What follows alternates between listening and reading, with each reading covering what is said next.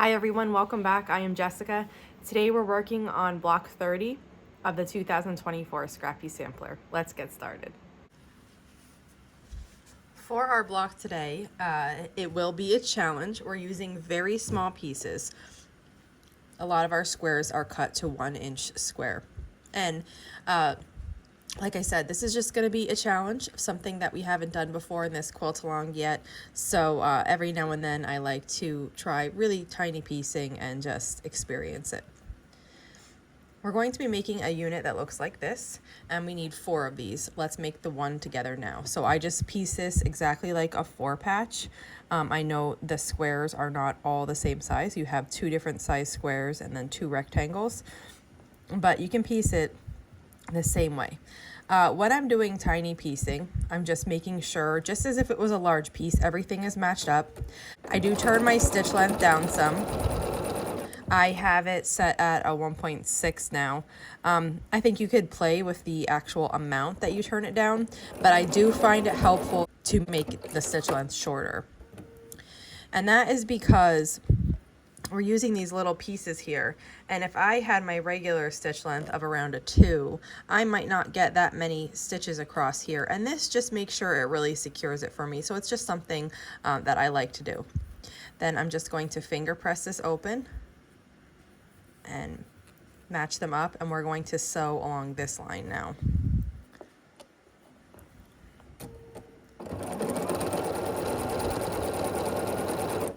Okay, so that is the first of our tiny pieces.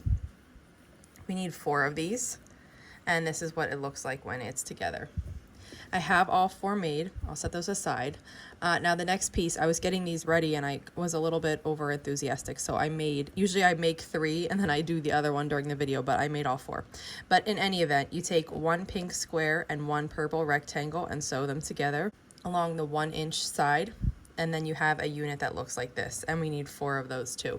So now we can put together the center of our block, which we will do, and then we'll continue with the remaining pieces we need to make. So when we're assembling the center here, the 1-inch squares on the 4-patch go on the outside, and the larger square goes in the inside. And we're putting 1 of those at every corner. And then we're putting 1 of these little 2 patches in between, like this. It's like an uneven 9 patch what we're doing. And then I have 1 1-inch square that will be my center. And this is going to be the center of our block. So I'm just going to start assembling these. And because the pieces are really little, if it's easier for you to just sew rows instead of doing this vertical assembly, you can absolutely do that.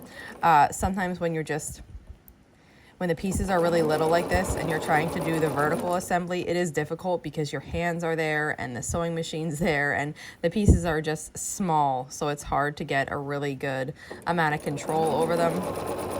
So just do this in whatever way is best for you. And I'm just going to continue assembling this.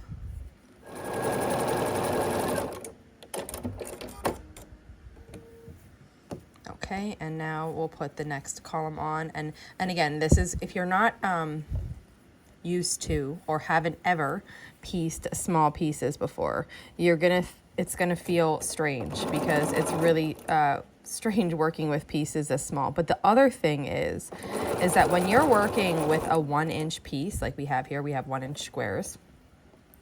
That means when they're sewn together, they're a 1/2 of an inch finished. And that means that the whole back of them is going to be filled with seam allowance because you're going to have a 1/4 inch seam allowance from one side and a 1/4 inch seam allowance from another side. So that means 1/4 plus 1/4 is a 1/2, and your piece is a 1/2 inch finish. So that means your seam allowance is taking up the entire back of this piece, and that might feel really strange. Now it will be okay. It will lay fine. They don't get in the way with each other. They're just right next to each other. So that's something to keep in mind. Let me show you here. So for example, this is a 1-inch wide piece. So when I turn this around and I lay it flat, those seam allowances are right next to each other. And that's okay. That's what's supposed to happen here. Now I'm going to start sewing this is what we have now, and I'm just going to start sewing this together. So I am going to push on this part, I'm going to push my seams in, and then on the back side then I'm going to push my seams out for that center. And it does take a little getting used to. I don't do this all too often, but anytime I do, I really enjoy it.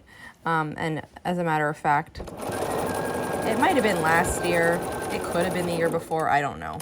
I had started a project that uses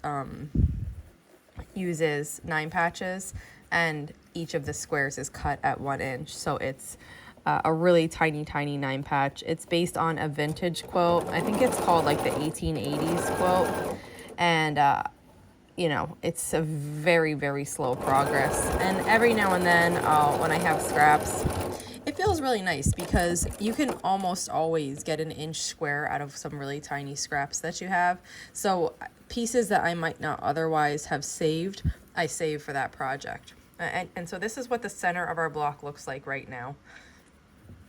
I'm going to set this aside. The next thing we have to do is make stitch and flip flying geese. And I know we've done these and you probably don't need to see it, but I figured I would show it here anyway. So I'm switching my foot from my 1/4 inch foot. This is 57D, and I'm switching to 34D. This is the foot that I usually use for my flying geese. And so what we're going to do is take 1 square and lay it on our rectangle, and we're going to sew across this diagonal here from point to point. And sometimes that happens where can you see here this little thread? It's probably difficult to see, but what happened was I had a little tail on my thread and it gets stuck in this one spot of the foot. This happens on all sewing machines, not just with this foot or anything. So it's stuck now because it started to stitch it down under this other one. And when you sew, did you see if it was pulling up in the back? So what I do is I just stop and I turn it sideways, and then I snip that thread, and then I just turn it back to right where I left off at, and I continue sewing.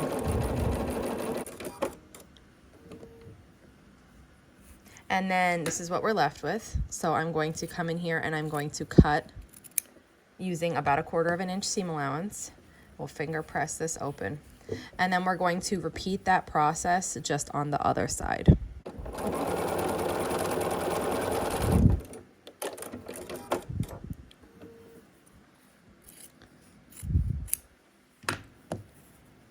And here is our flying geese unit. So we need 4 of these also, which I have made.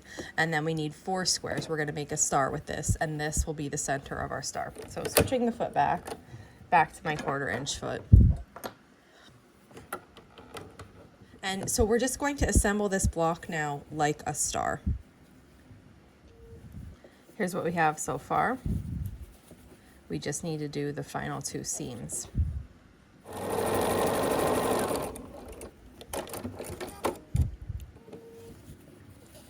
And here is our block. Fun, different, tiny piecing, regular piecing for these flying geese and putting the star together. But all in all, just a really fun one to make. So here it is for you. If you have any questions on making this block, just let me know.